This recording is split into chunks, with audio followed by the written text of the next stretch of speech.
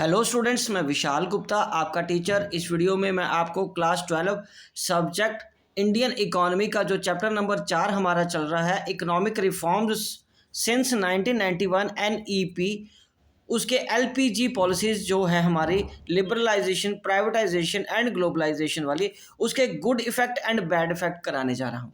Students, हम सबसे पहले इस वीडियो में उसके गुड इफ़ेक्ट्स के बात करेंगे कि इस एलपीजी पॉलिसीज़ जो न्यू इकोनॉमिक पॉलिसीज़ है उसके हमारी इकोनॉमी को, इंडियन इकोनॉमी को 1991 के बाद क्या फ़ायदा हुआ।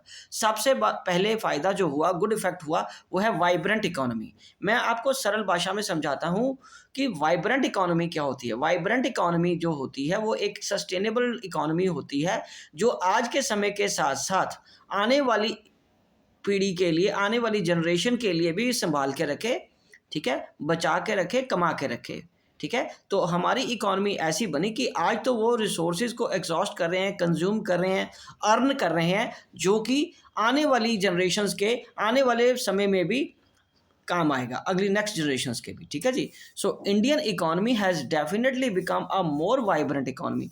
Overall level of the economic activity has tended up as indicated by GDP growth. और ये कहाँ से हमें पता चला कि हमारी ओवरऑल इकोनॉमी इंप्रूव हो रही है? वो हमारी जीडीपी ग्रोथ से पता चला।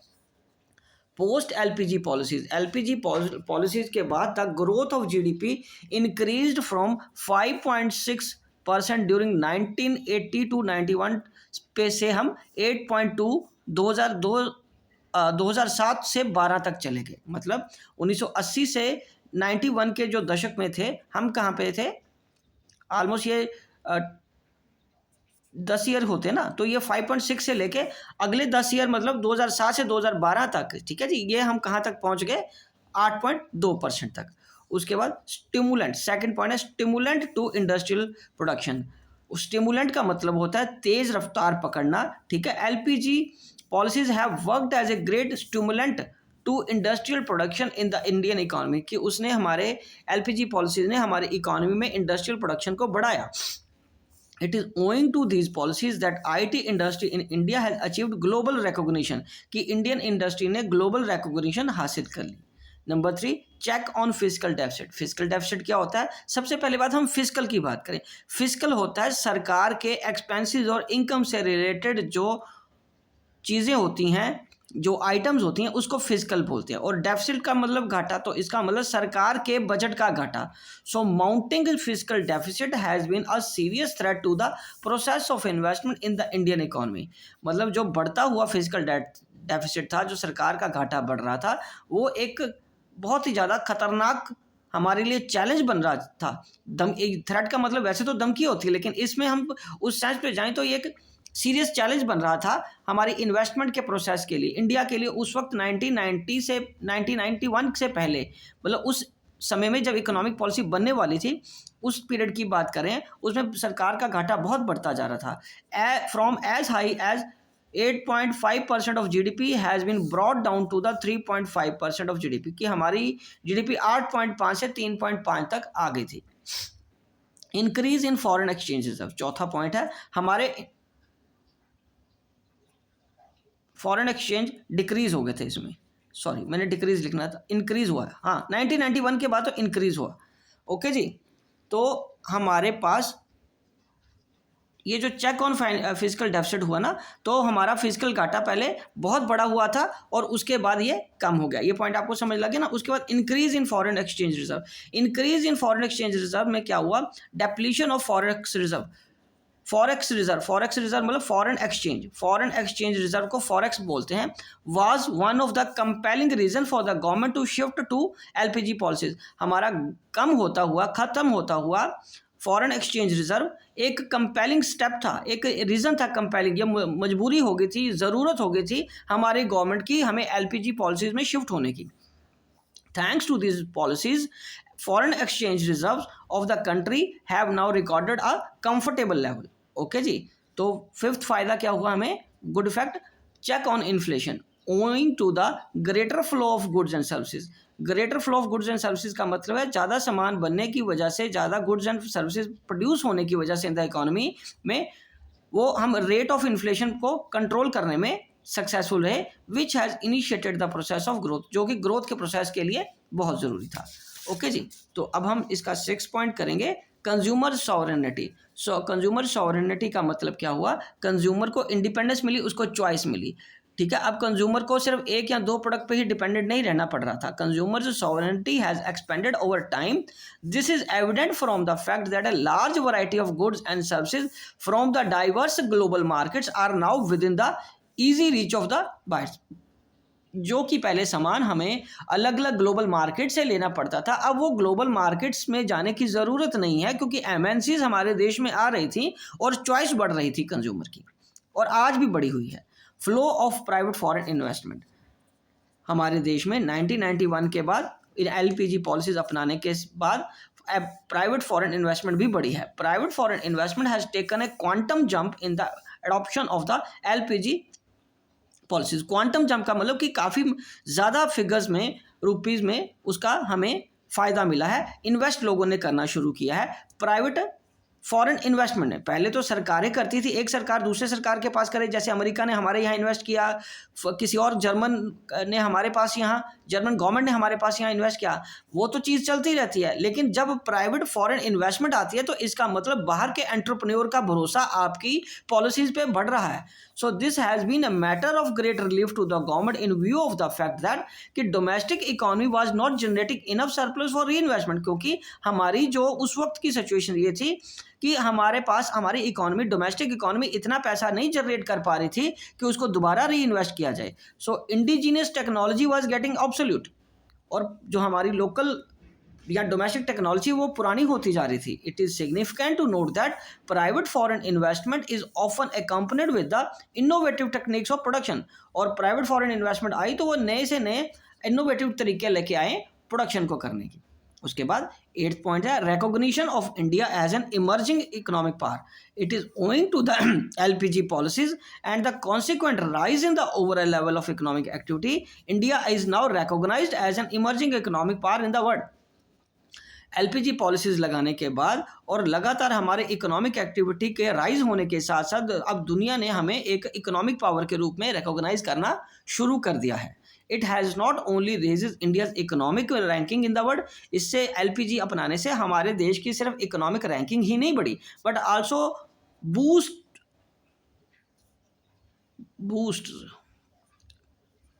Confidence of the global investor. उसने हमारे ग्लोबल इन्वेस्टर का कॉन्फिडेंस भी बढ़ाया है। बूस्ट का मतलब होता है ना इंक्रीज करना।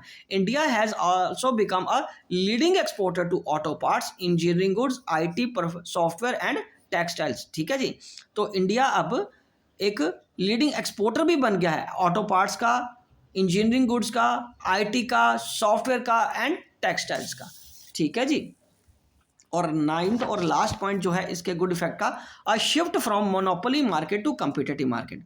पहले जो पीएसयूज की मोनोपोली बन चुकी थी, अब उसको खत्म कर दिया गया और मार्केट अब कम्पिटिटिव होगी। LPG policies has caused a significant shift in the structure of the Indian markets. Indian markets are now increasingly shedding to its monopolistic character. अब वो अपना मोनोपोलिस्टिक करेक्टर छोड़ रहे थे and becoming more and more competitive in nature, और ज़्यादा से ज़्यादा कम्पिटिटिव हो रहे थे, क्योंकि जब आप कंपटीशन में आते हो आपकी ग्रोथ ज़्यादा होती है, आप नई चीज़ें सीखते हो, आप नया सामान, नई टेक्नोलॉजी इकोनॉमी में प्रोड्यूसर या एंटरप्रेन्योर्स लेके आते हैं। ठीक है जी, तो ये फ़ायदा हुआ। तो इसको मैं एक बार दोबारा समअप कर देता हूँ।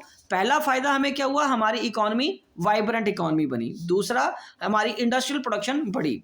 तीसरा, फिजिकल घाटा, सरकार के बजट का घाटा भी कम हुआ, जो कि पहले बहुत ज़्यादा बढ़ रहा था। ठीक है, इंक्रीज इन फॉरेन, पहले वो किस पे था, 8.5% था जीडीपी का, और बाद में वो 3% पे आ गया जीडीपी के। ठीक है जी, इसलिए मतलब ये घाटा कम हो गया, सरकार के बजट का घाटा। Increase in foreign exchange reserve, increase in foreign exchange reserve का मतलब हमारे देश के फॉरेन एक्सचेंज रिजर्व बढ़ने लगे। नेचुरली वो कब बढ़ेंगे, जब हमारा एक्सपोर्ट ज़्यादा होगा और इम्पोर्ट कम होगा।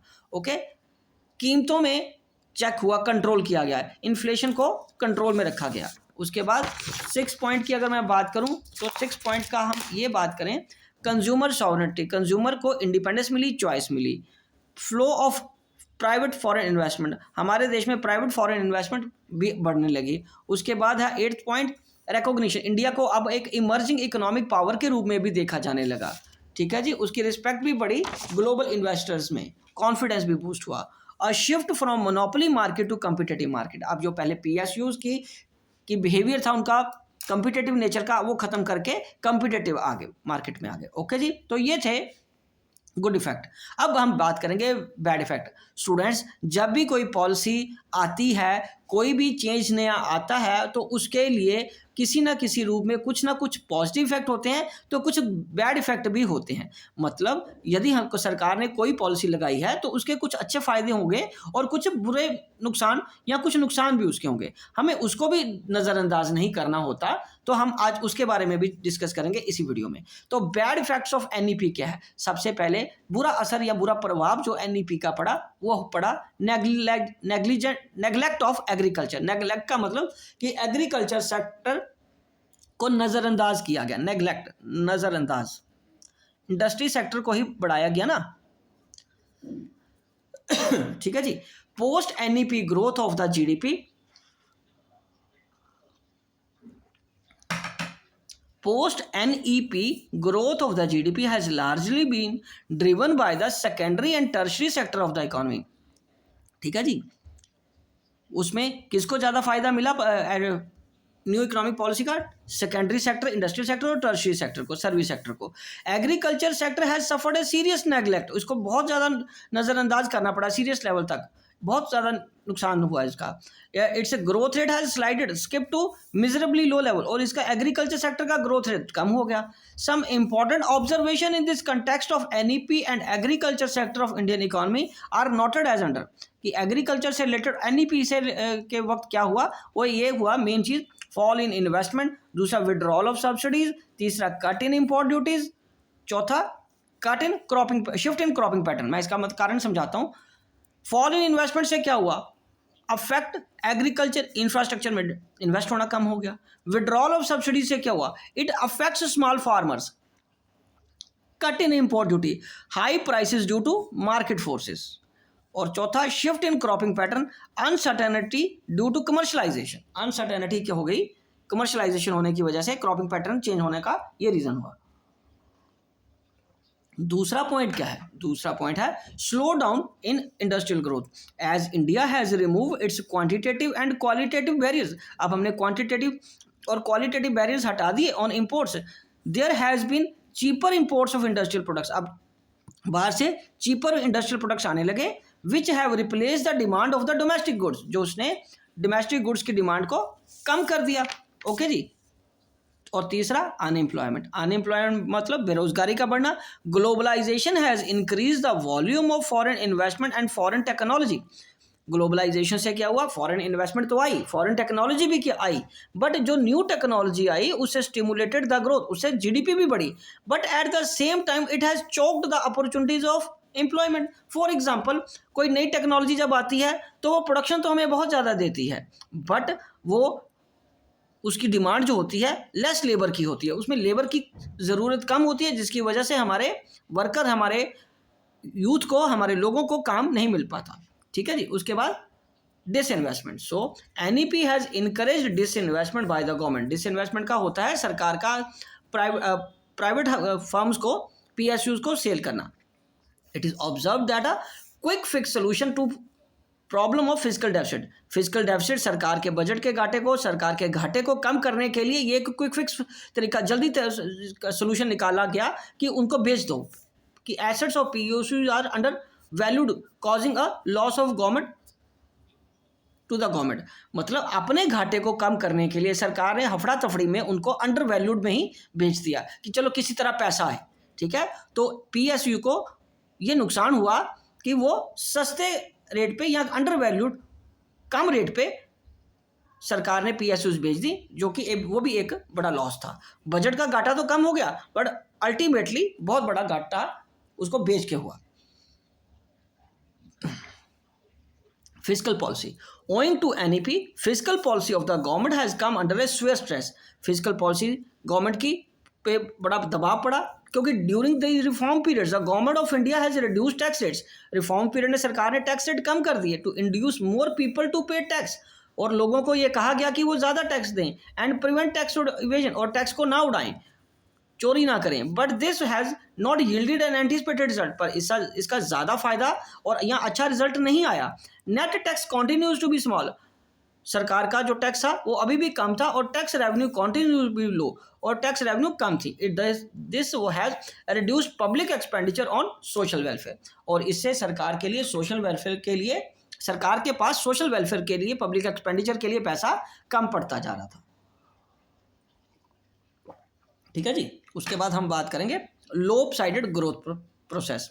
LPG has accelerated the growth process of the Indian economy but it is one sided. LPG ने अपने ग्रोथ प्रोसेस में, प्रोसेस जो हुआ था वो एक तरफा ही हुआ था एलपीजी में growth process. It is not inclusive growth, ये सबका विकास जैसा, सबका साथ जैसा नहीं था। ठीक है, मतलब सारे सेक्टर्स का, सबका साथ सबका विकास का यहाँ मतलब ये हुआ कि सारे सेक्टर्स ऑफ इकोनॉमी को एक जैसा बढ़ोतरी नहीं मिली। It doesn't include all the sectors of the economy. ठीक है, instead it is increasingly relying on the service sector, और ये ज़्यादा से ज़्यादा सर्विस सेक्टर पे फोकस रहा, मेजरली ऑन आईटी सेक्टर, और सबसे ज़्यादा किसका फ़ायदा हुआ? आईटी सेक्टर का ही फ़ायदा हुआ। ओके जी। उसके बाद फिफ्थ पॉइंट की अगर मैं बात करूं तो फिफ्थ पॉइंट में है urban concentration of growth process, मतलब शहरों तक ही सीमित रहा growth process. LPG policies have resulted in the concentration of growth process in urban areas. वो अर्बन एरियाज तक ही सीमित रहे। All MNCs are focusing only on urban areas. आप भी तो देख रहे हो कि MNCs हमेशा फॉरेन एरिया, अर्बन एरियाज में ही फोकस करती हैं, क्योंकि वहाँ पे उनको ईजिली इंफ्रास्ट्रक्चर फैसिलिटीज़ मिल जाती हैं, उनको सर्विस सेक्टर की फैसिलिटीज़, उनको कम्युनिकेशन फैसिलिटीज़, उनको transportation facilities, as compare to rural area उनको अर्बन एरियाज में ज़्यादा और इजीली मिल जाती हैं, इसलिए वो हमेशा अर्बन कंसंट्रेशन रहती है और रूरल वैसे के वैसे ही नेग्लेक्ट होते रहे गांव हमारे देश के। Economic colonialism, India suffered nearly 200 years of political colonialism during the British rule. हम अंग्रेज़ों के गुलाम रहे थे 200 साल पहले तो इसलिए हम डरे हुए थे, इसलिए हम किसी भी इकोनॉमिक पावर को अपने देश में नहीं आना देना चाहते थे, क्योंकि ईस्ट इंडिया कंपनी भी तो पहले हमारे देश में व्यापार करने ही आई थी ना, उसके बाद वो हमारे ऊपर राज करने लगे। Now which MNCs are expanding their economic control, we might suffer a sort of economic colonialism, SORT, मतलब उस जैसा कॉलोनियलिज्म आ रहा है कि अब ब्रिटिश को यहाँ आके रूल करने की ज़रूरत नहीं पड़ रही, जो एमएनसीज हैं वो हम उनकी इकोनॉमिक कॉलोनीज बनते जा रहे हैं, जैसे कोक, जैसे पेप्सी, वही हमारे यहाँ पे से पैसा उड़ा के लेते जा रहे हैं, बाहर लेके जा रहे हैं। ठीक है, तो एक तरह से हम ये इकोनॉमिक कॉलोनियलिज्म हो रहा है कि हम अब किसी ना किसी देश की या किसी ना किसी एमएनसी की कॉलोनी बन गए हैं, हम डिपेंडेंट होंगे उनके प्रोडक्ट्स पे। Spread of consumerism, spread of consumerism का मतलब है कि उपभोक्तावाद का बढ़ना, कि अब हम सिर्फ एक कंज्यूमर बन के रह गए हैं। Spread of MNCs in the countries as a consequence of LPG policies has resulted in the large scale of spread of consumerism. ठीक है, एमएनसीज से जो नई पॉलिसीज बनी हैं उससे एमएनसीज तो स्प्रेड हुई, तो उसमें हमें कंज्यूमरिज्म बहुत बढ़ा है। अब variety of global brands in the market has induced it the masses to become spend shift, और हमें अब वो ललचा रहे हैं कि हम ज़्यादा से ज़्यादा पैसा खर्च करें अपने मीन्स से ऊपर भी। ओके, ये हमारे क्या थे बेटा, नेगेटिव पॉइंट्स, या यूं कह लीजिए हमारे बैड इफेक्ट्स। तो बैड इफेक्ट्स को एक बार मैं दोबारा आपको बता देता हूँ। पहला बैड इफेक्ट था नेग्लेक्ट ऑफ एग्रीकल्चर, दूसरा slow down in industrial growth, ठीक है जी, और तीसरा अनएम्प्लॉयमेंट, चौथा डिसइन्वेस्टमेंट, पांचवा फिस्कल पॉलिसी, छठा लोप साइडेड ग्रोथ प्रोसेस, और सातवां urban concentration of growth process, आठवां economic colonialism, and ninth spread of consumerism. तो फिर हमें कौन सा रास्ता चुनना, which way to go? A compulsion should never mean that an abject surrender, क्योंकि इंडिया ने WTO साइन किया हुआ है, तो हम दूसरी कंपनीज को अपने देश में आने से नहीं मना कर सकते डायरेक्टली, क्योंकि फिर वो कंट्रीज हमारी कंपनीज को अपने देश में नहीं जाने देंगी व्यापार करने के लिए। ठीक है, पर वो कह रहा है कि कंपल्शन हमारी मजबूरी नहीं बन जानी चाहिए सरेंडर करने की। It is strongly recommended that LPG policies are pursued with guarded precautions. वो कह रहे हैं कि LPG पॉलिसीज को लगाना चाहिए, बहुत अच्छी पॉलिसीज हैं, पर उनको एक कुशन के रूप में एक उनको गार्ड करना चाहिए, उनकी सुरक्षा करनी चाहिए अपनी इकोनॉमिक की भी, अपने इंटरेस्ट की भी. We must not compromise with the economic interest और ऑफ आवर डोमेस्टिक प्रोड्यूसर्स. हमने अपने डोमेस्टिक प्रोड्यूसर जो कि छोटे हैं, उनके पास इतनी इन्वेस्टमेंट नहीं है, उनके पास इतनी बढ़िया टेक्नोलॉजी नहीं है, और वो उनके भी इकोनॉमिक इंटरेस्ट को हमें देखना है. We must be in a position to channelise FDI.